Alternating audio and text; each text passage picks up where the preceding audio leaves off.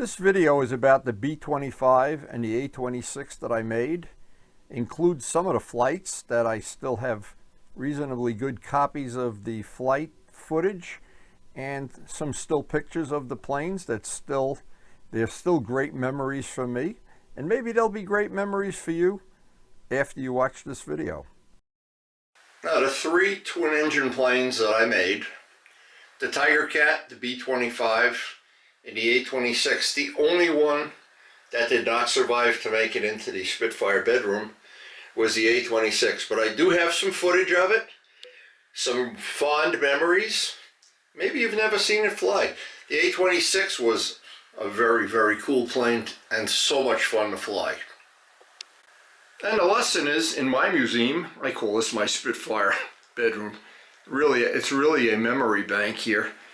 Not every plane has survived, but the ones that have, I really treasure them. And I'm so glad I have them. And sharing these memories with you is what these videos are about. And I wish a lot of them were in higher def, better quality, but back in the day I didn't have expensive cameras. I didn't even have mediocre cameras, to be honest. I was glad I had any camera at all, and I really am thankful that I do have the footage that I do have. But most of all, I'm so glad I still have the models.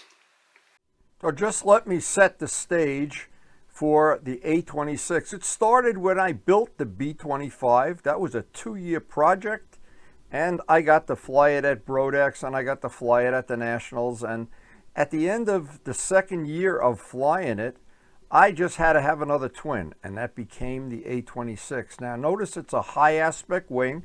This is the B25. And thank you, Ken Tyser, who shot a lot of the footage and still pictures of this plane. And not many still exist, but the few that do, I really treasure.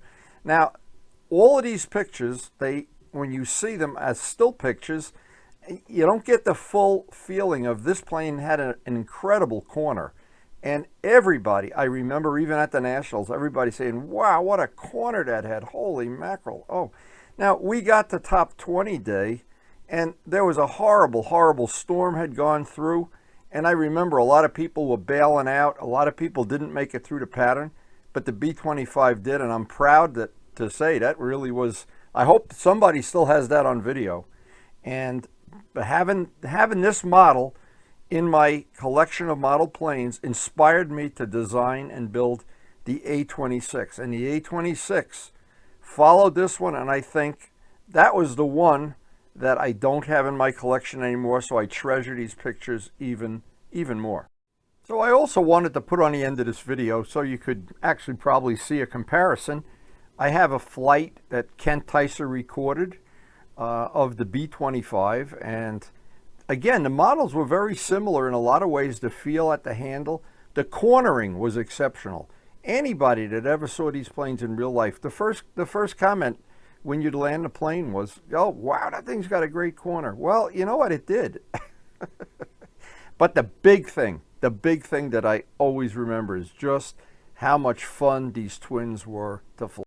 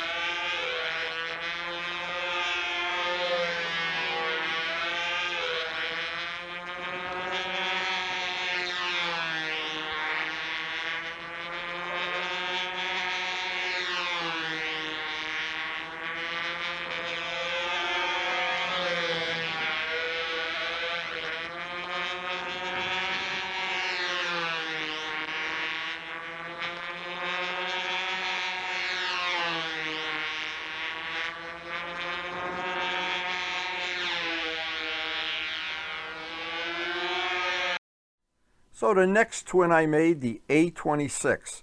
I learned a lot from the B25. None of these planes did I have a real detailed set of plans for. I had it in my mind's eye like almost everything I've ever designed. I just did it on the fly and did it from, well, just imagined it in my mind and then built it. And they're all three of them are powered by Rojet engines. Richard Oliver and Dubjet were very, very helpful in setting up the engines, and we even had a set of counter-rotating engines, but that didn't work out to be of any real benefit, so I abandoned that early on. And we even had Doran Morisano made some reverse pitch props for us. So again, I learned a lot from the B25. I put that all into the A26. Now, sadly, back in the day when we were flying this, there was no such thing as a big screen TV. They hadn't invented it yet. So what happens is the footage that I shot back then, the pictures and the video was fine because you were only looking at it on a small, the old box TVs. But now when you look at footage on a 75-inch smart TV, wow, you want everything to be in 4K. Well, we try, and I try to clean these pictures up a little bit as best I can. I put some of that on a TIGERCAT video, one of the flying TIGERCAT videos, but there's a limit. You can't make something that's not 4K without spending an awful lot of money and an awful lot of time and energy. And to be honest, the memories that are attached to these videos and pictures, just seeing the picture, even in low def, it absolutely brings back great memories. And again, Ken Ticer shot a lot of this. Les Demet shot a lot of it. Other people contributed pictures. Usually when I would fly to Twin at Brodex or at the Nats, there'd be an awful lot of people taking pictures. Some of them would send me the pictures. Some didn't, and the ones that did, thank you very much. And I'm hoping the people that are watching this, anybody that has one of the original discs, not a copy of a disc, an original disc, if they give it to me, I can try to get it upscaled as best I can with some of the flights, but I'm limited. Now see here, this is in the shop. This is priceless. I have both of the twins. There's the B25 on top, A26. And for a very short amount of time, I had both of them. But unfortunately, as we all know, the A26 was not absolutely one of the survivors.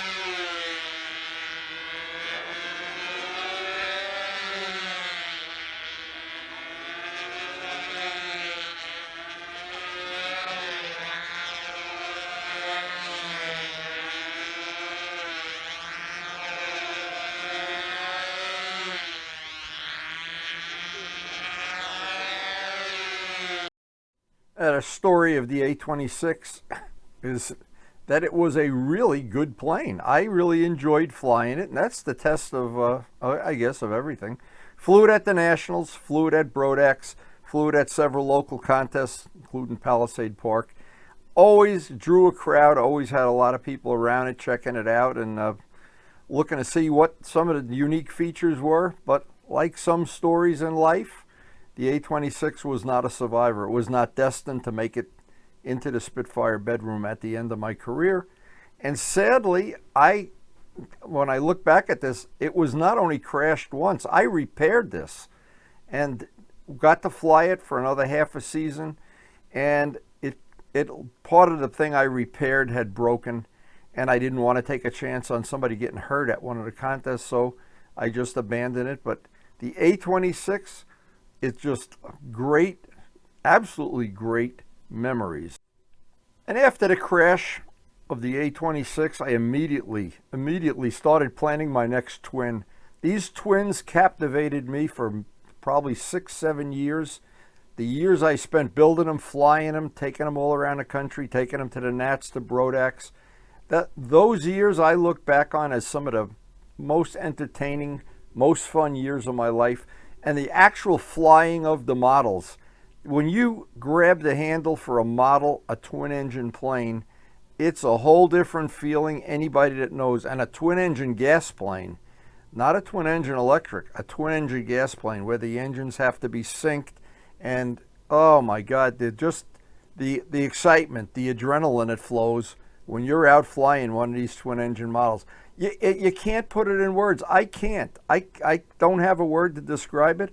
All I know is it was one of the high points for sure of my life. Now, over the years, I have collected pictures that I've taken with my cheesy camera and now with my 4K camera. Obviously, some of the stuff from the old footage is not as great as the new stuff. We try to upgrade it, upscale it as much as we can. I've addressed that on a previous video. But I wanted to thank everybody that ever sent me in pictures. Now, I like to take my own pictures. Most of them I'll shoot right out in my back driveway of the planes. And it reminds me of a time that I was heavily involved in modeling. And the days we used to fly in Palisade Park with Rich Jacobone and John DeTavio.